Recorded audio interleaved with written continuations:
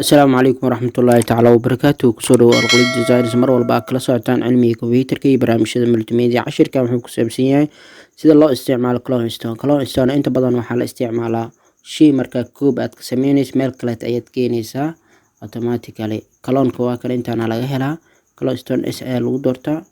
stamp camal waa loogo tusaale markaad dooranaysid waa inaad haysataa shift waxaad dooranaysid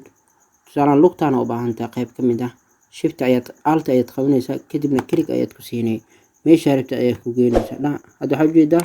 automatically inuu kugu qabsamay hadda waxaad u baahan tahay calaamadan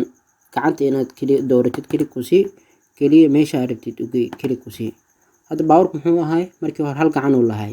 hadda rabtid waxaad samayn kartaa qaybtan inaad koobiyeysid kadibna meesha rabtid geey kartaa calaamad automatically waxaa kaloo samayn kartaa xitaa calaamadan qayb meel walba u geynay xajida taasoo dooranay kaliya kadibna meel walba ku dhufo